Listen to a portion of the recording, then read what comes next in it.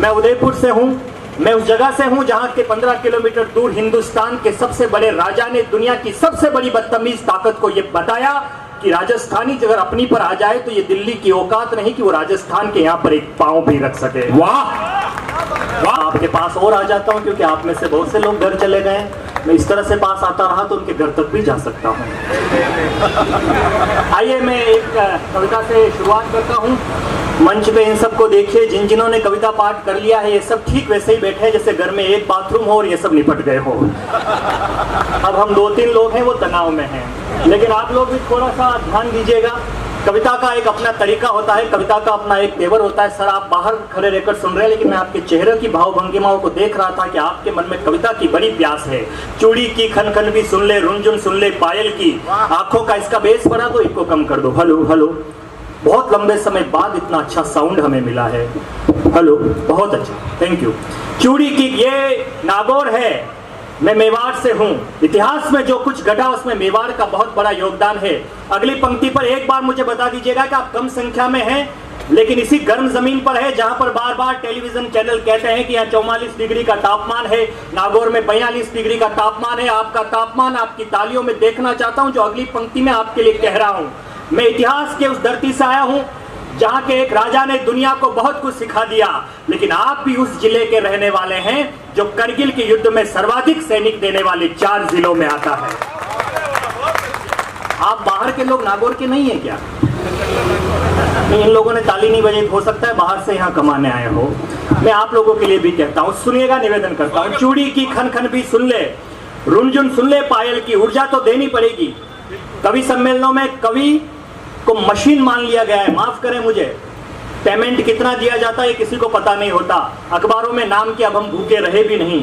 Photo तो हमारा corona के बाद कब किसका किस कारण से छप जाए हम भी नहीं जानते, इसलिए फोटो की भी कोई वो बात नहीं है। बात जो एक मैं आपसे निवेदन करता हूं वो सिर्फ ये है कि कवि एक मशीन नहीं होता है। कवि आपके समाज से निकलकर यहाँ खड़ा हुआ एक आईना है, और उस आईने को देखने के 2 सलीके होते हैं। पहला सलीका तो ये कि कवि की बात को समझना जरूरी है, और दूसरा सलीका ये कि तालियां भले ही मापदंड न हो, लेकिन आपकी तालियां इतना जरूर बताती है कि हम जो कह रहे हैं वो आप तक पहुंच रहा है, इसलिए हम आपसे तालियां मांगते हैं। इसके अलावा कुछ भी नहीं। मैं निवेदन करता हूँ सुनिए। और नागौर परिषद का इसलिए धन्यवाद कि आज आखा तीज भी हमारे उदयपुर का भी स्थापना दिवस है, लेकिन हम यहाँ पर इसलिए आए क्योंकि इस मिट्टी को, जिस मिट्टी ने इस देश को शहादत देने का सलीका सिखाया, मेजर सौरभ कालिया जब करगिल की घाटी का युद्ध लड़ रहे थे तो आप ही के नागौर के पास के एक गांव का लड़का था जो उनके साथ शहीद हुआ। इतनी बड़ी शहादत देने वाली इस जमीन पे आने का मेरे पास अवसर था, तो ये अवसर मैं खोना नहीं चाहता था। मैं निवेदन करता हूं, अभी मेरे भाई ने कहा कि लोग ये कहते हैं, कुछ लड़के ये कह देते हैं कि पैसे मिलते हैं इसलिए लोग सेना में चले जाते हैं, उनको तनख्वाह मिलती है इसलिए नौकरी में सेना में चले जाते हैं। मैं उन लोगों से कहता हूं कि चश्मे की धुंधलाती आंखों से सपने पालोगे कैसे? और अगली पंक्ति सुनकर बताना, तैयार करने की जिम्मेदारी आप लोगों की है। आप बीड़ी पीते हुए सुनना, क्योंकि इस देश में अधिकतर काम बीड़ी पीते हुए हैं। आप सुनना और मुझे बताना। मैं निवेदन करता हूं, सुनिएगा। चश्मे की धुंधलाती आंखों से सपने पालोगे कैसे? इंजीनियर्स बहुत बड़े होते हैं, डॉक्टर्स बहुत बड़े होते हैं, उनका योगदान कम नहीं है, लेकिन आज भी गांव में माँ बाप का सीना तब चौड़ा होता है जब बेटा वर्दी पहन के रंगरूट कहलाता हुआ गांव के अंदर से निकलता है। वाह, 8 पंक्तियां सुनिएगा, उन लोगों तक बात पहुंचाए। तो फिर कविता पर आपका समर्थन चाहता हूं कि चूड़ी की खन खन भी सुन ले। आप सैनिक के लिए कहते हैं कि उसको तनख्वाह मिलती है, अपने कलेजे के सीने को सरहद पर भेजना इतना आसान होता तो फिर बड़े बड़े लोग अपने बच्चों को भेज दिया करते, उनकी भविष्य कहीं दूसरी जगह पे नहीं तलाशा जाता। चश्मे की धुंधलाती आंखों से सपने पालोगे कैसे? तुमसे घर भी नहीं संभलता, देश संभालोगे कैसे? तुमसे घर भी, तालियां छोटी है, सुनिएगा अगली पंक्ति जहां तक पहुंचा रहा हूं। अब आप ऊर्जावान हो गए हैं, मुझे पूरा विश्वास है, और इस विश्वास को बनाए रखिएगा, ये भ्रम में न बदल जाए, ये ध्यान रखिएगा। निवेदन करता हूं, सुनिएगा। चश्मे की धुंधलाती आंखों से सपने पालोगे कैसे? तुमसे घर भी नहीं संभलता, देश संभालोगे कैसे? अरे मेरे यार अनुज, तुम कभी देश पर मान करो, इतिहास हमारा कैसा था ये जरा बैठकर ध्यान करो। क्लास, किताबें, फिल्म, लड़कियां, इससे आगे भी जाओ। जो बेवा रण बेटा भेजे उससे मिल करके आओ। एक कैरियर बन जाने पर इतना नहीं तना करते हैं। दारू सिगरेटों को पीकर जश्न नहीं मना करते हैं। फूहड़ गाने, फास्ट फूड पर शाम बिताने वालों सुन लो, बर्गर पिज्जा खाने वाले सैनिक नहीं बना करते हैं। बर्गर पिज्जा, एक बार दोनों हाथ उठा दीजिए। बहुत कम संख्या में लोगों के बीच हूं मैं, पीछे के लोगों को सैल्यूट करता हूं। आपने कविता संभाली, निवेदन करता हूं, तुम क्या जानो वतन परस्ती का मतलब क्या होता है। इतना छोटा होता है सैनिक कि कुछ वोटों के लिए हम उनको गालियां दे दें और सुनते रहे देश। मैं कुछ उदाहरण बताता हूं। बहुत ज्यादा पढ़ा लिखा कवि हूं गलती से, मुझे मालूम है कौन सा शब्द किस मंच से कितना कहा जाना चाहिए, इसलिए आप निश्चिंत होकर सुनिए, बस आपकी उन्मुक्तता कम नहीं होनी चाहिए। तुम क्या जानो वतन परस्ती का मतलब क्या होता है, तुम क्या जानो आतंकी हमला हो तब क्या होता है। मोटरसाइकिल के पास में पटाखा फूट जाए तो मोटरसाइकिल से गिर जाते हैं लड़के। सरहद पर खड़े उस सैनिक को देखिए जो 24 घंटे दुश्मनों की संगीनों के बीच में खड़ा रहता है। मैं तब निवेदन करता हूं, सुनिएगा कि तुम क्या जानो वतन परस्ती का मतलब क्या होता है, तुम क्या जानो आतंकी हमला हो तब क्या होता है। तुमने अपना पल पल सौंपा गाती हस्ती दुनिया में, तुमने खुद को सौंप दिया ख्वाबों की बस्ती दुनिया में। क्या तुमने पढ़ा कभी मेजर शैतान की कुर्बानी को। फिर नागौर से कह रहा हूं, सुनिएगा, क्या तुमने पढ़ा कभी मेजर शैतान की कुर्बानी को। क्या तुमने जाना कभी 47 की दर्द कहानी को। क्या तुमने अपने कानों से रणभेरी का नाद सुना। तुमने लोभ प्रपंच प्रमाद विलासिता का स्वप्न बुना। धरती मां कुर्बानी मांगे तो जीवन का मोल दिया। काल समाहित हो जाए जब सिंहों ने मुंह खोल दिया। वेतन छोटा और वतन बड़ा, वो भारत माँ के बेटे हैं। तुम में हिम्मत कैसे हो गई उनको ऐसा बोल दिया। तुम में हिम्मत कैसे हो गई उनको ऐसा बोल दिया। और जिस वर्दी को पहन ना हम पुलिस पे चुटकुले सुनाते हैं, ना हम सेना को गालियां देते हैं, ना हम नेताओं का नाम लेते हैं। हम इन कामों के लिए कभी सम्मेलनों में नहीं आए हैं। हेमराज का सर काट के ले गई पाकिस्तान की सेना। उसका जब पार्थिव शरीर गांव में आया तो पूरा परिवार उस शव के चारों तरफ खड़ा हुआ रो रहा था। बुआ जो थी वो कोने में खड़ी होकर रो रही थी। एक पत्रकार पहुंचा उसकी बुआ के पास में और कहा कि आपके भतीजे का सर काट के ले गई हमारी दुश्मन सेना। क्यों ले गई होगी, आप कुछ बताना चाहते हैं। जवाब था एक औरत का, लेकिन वो जवाब अगर भारत माता का जवाब हो तो नागौर के जितने लोग बैठे हैं उनकी उत्तरदायित्व का निर्वहन होना चाहिए। निवेदन करता हूं। पूछा पत्रकार ने, बोले तुम्हारा सर नहीं है तुम्हारे भतीजे का, क्यों ले गए तुम्हारे भतीजे का सर। आंसू पहुंचकर उस वीरांगना ने जवाब दिया, बोले मैं जानती हूं कि मेरे भतीजे का सर काट कर ले गए हैं, लेकिन वो इसलिए ले गए हैं ताकि वहां की कायर फौज को ये दिखा सके कि ये देखो ये हिंदुस्तान के सैनिक का सर है जो कट तो सकता है पर कटने के बाद भी झुक नहीं सकता। वाह सिद्धार्थ भाई वाह। जिस वर्दी को पहन हमीद ने टैंक के टैंक उड़ा डाले, जिस वर्दी को पहन रहे शैतान सिंह से मतवाले शीश कटा। धड़ हेमराज का जिस वर्दी की शान बना, जिस वर्दी के पौरुष की पीरू सिंह पहचान बना। उन्नी कृष्णन जिस वर्दी के बल आतंकी से भिड़ते, सौरभ कालिया जिस वर्दी से करगिल की घाटी चढ़ते। अपनी माँ की गोद छोड़कर, एक तमाचा तो है मेरी तरफ से पर तमाचा आपकी तरफ से भी पड़ेगा। अपनी माँ की गोद छोड़कर धरती माँ के लाल बने, यही वो दीवाने हैं जो रण में खुद महाकाल बने। अरे खरपतवारे क्या समझेगी बरगद की ऊंचाई को। दो गज कफन तिरंगा लेकर स्वाभिमान की ढाल बने। दो गज कफन तिरंगा लेकर स्वाभिमान की ढाल बने। अमेरिका डॉलर पर कूदे, हर देश को घमंड है, घमंड मुझे भी है आपको भी है। अमेरिका डॉलर पर कूदे, गोरे कूदे शासन पर।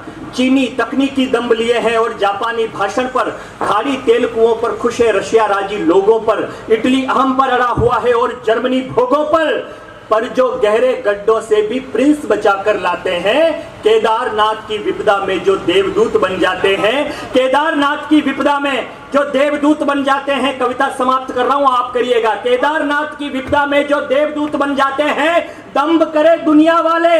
मेरा तो इतना कहना है, हिंदुस्तानी इस सेना का प्रमाण क्या देना है। और जो जहां जहां जैसे भी गाफिल हो वो सब सुन ले, इस दुनिया में कहीं नहीं जैसी भारत की सेना है। इस दुनिया में कहीं नहीं जैसी भारत की सेना है। मैं आपको 5-7 मिनट कविता और सुनाऊं क्या? मतलब मैं रक्तदान शिविर में आया हूं ऐसा नहीं लगना चाहिए, मुझे जबरदस्ती खींच के निकाल रहा हूं। आगे बोला, वो ज्यादा जल्दी में हो चाचा, नहीं हो तो फिर खड़े रहो। अगर आपको लगता है कि 5-10 मिनट मेरा मन है कि मैं आपको और सुना दूं, तो एक बार सारे सदन दोनों हाथ उठाकर तालियां बजाकर मुझे बताएं। मैं बहुत धन्यवाद आपका, बहुत बहुत धन्यवाद आपका, बहुत अच्छा लगा।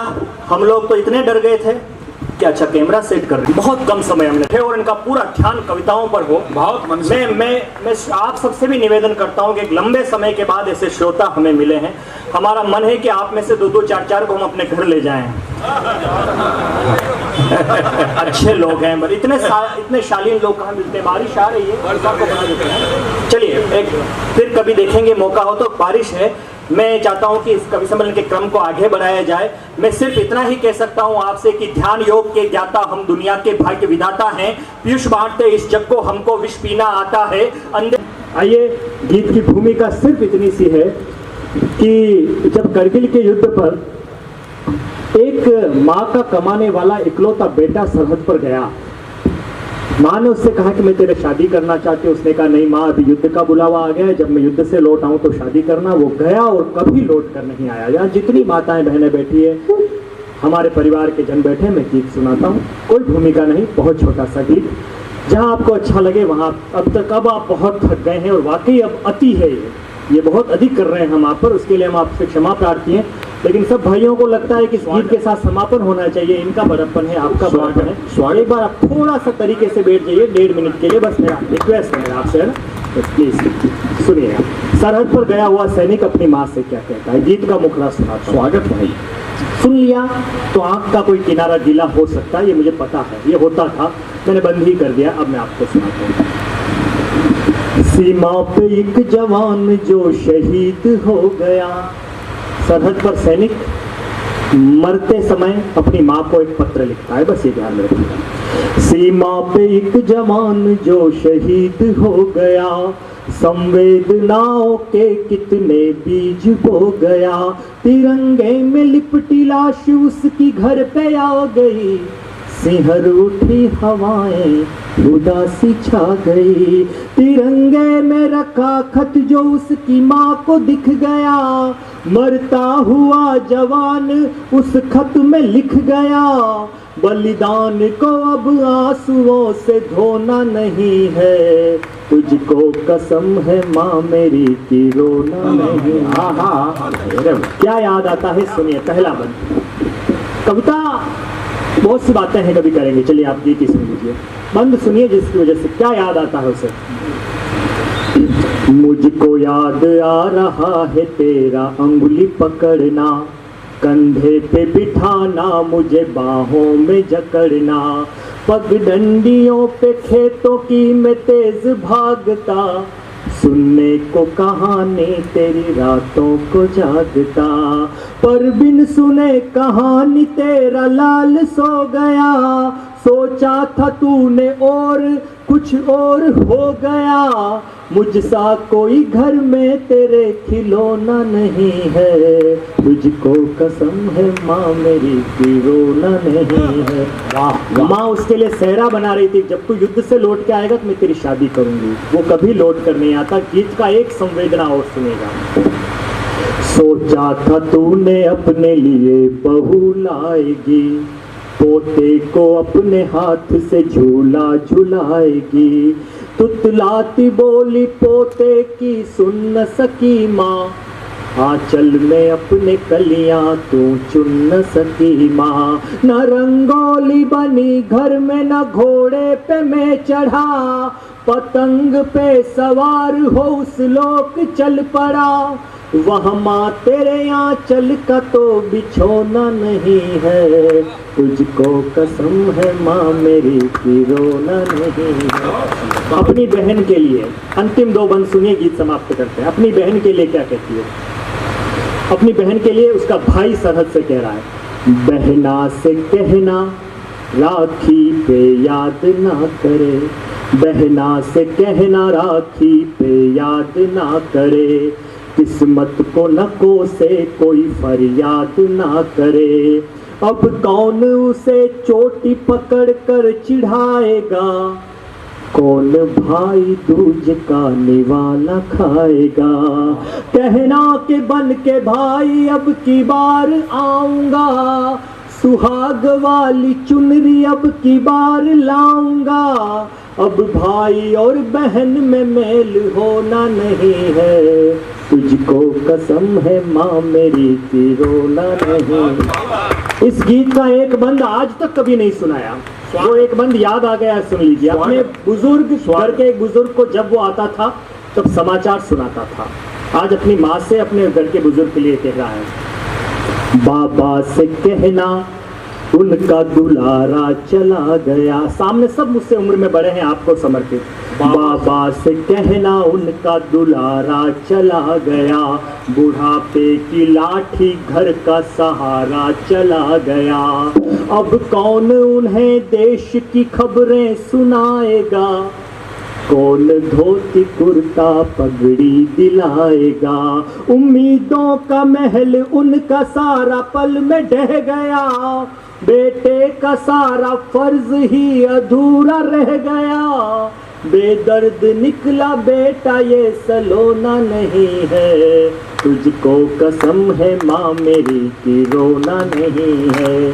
गीत का अंतिम बंद कवि सम्मेलन को भी विराम देते हैं आभार के साथ। अंतिम बंद पर, अंतिम पंक्ति पर आप पूरे कवि सम्मेलन के सम्मान में जो आपका मन करे वो करिएगा। मैं निवेदन करता हूँ, सैनिक कल्याण प्रकोष्ठ बने हुए इस देश में, उसके बाद भी सैनिकों के परिवार वालों की क्या स्थितियां हम जानते हैं। गीत का अंतिम बंद के साथ सिद्धार्थ देवल को विदा करिएगा, इस कवि सम्मेलन को विदा करिएगा।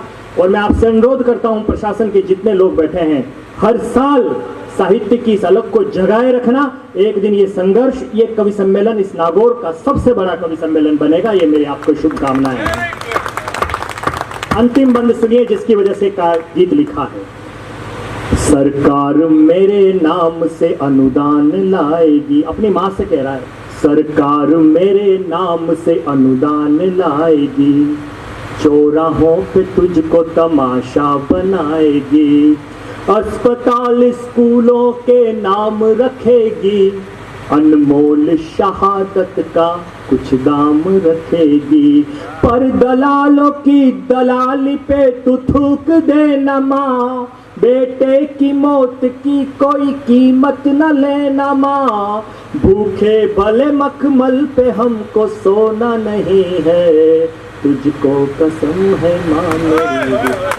बहुत बहुत बहुत बहुत आभार, धन्यवाद आप सभी का, बहुत बहुत धन्यवाद।